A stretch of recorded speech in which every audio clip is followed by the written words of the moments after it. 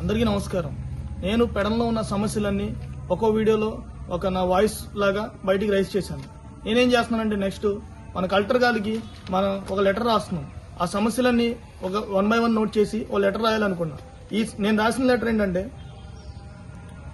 జిల్లా కలెక్టర్ గారు, కృష్ణా జిల్లా, మచిలీపట్నం, ఆంధ్రప్రదేశ్.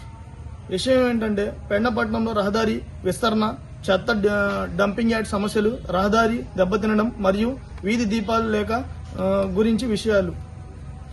మనం చెప్పిన సమస్యలు ఏంటంటే, పెండ బండిమిల్లి రోడ్డు రహదారి విస్తరణ.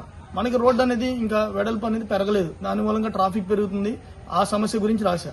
తర్వాత గుడివాడ ప్రధాన రహదారిపై ఉన్న చెత్త డంపింగ్ యార్డ్ తొలగింపు. గుడివాడ రోడ్డు మనకి ఉన్నదే బండిమిల్లి రోడ్ నుంచి బస్ స్టాండ్కి మన టౌన్. అటు గుడివాడ రోడ్డు మనకి పెరిగితే వెళ్తే మన టౌన్ అనేది చాలా బాగా డెవలప్మెంట్ అనేది అయింది. మనం డంపింగ్ యార్డ్ ని తొలగించి కొద్దిగా లోపలికి పెట్టి బయట మన టౌన్ రోడ్డు పక్కన డెవలప్ చేయాలని రాశాం.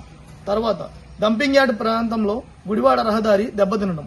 డంపింగ్ యార్డ్ ఉన్న చోట రోడ్డు అనేది నిన్న వీడియోలో చూపించాను. ఇలా ఒక పక్కకి ఆటో దిగిపోతుంది, మనం ప్రూఫ్స్ తో ఉన్నాం. అక్కడ రోడ్డు కూడా సరిగ్గా లేదు, టెంపరీగా ఏదో ఒకటి వేస్తున్నారు, పర్మనెంట్ అనేది లేదు.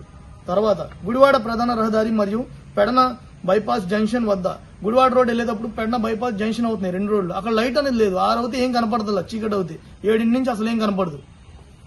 తర్వాత పెడన నుంచి మచిలీపట్నం రహదారిపై రోడ్డు మీద మనకి దీపాలు లేవు. మన పెడన నుంచి మచిలీపట్నం వెళ్ళేటప్పుడు పెద్ద కాలువ ఉంది. పెద్ద కాలువ దాటిన తర్వాత మనకి అక్కడి నుంచి అసలు లైట్లే లేవు, మనకి అసలు అంతా చీకటిగా ఉంటుంది అనమాట.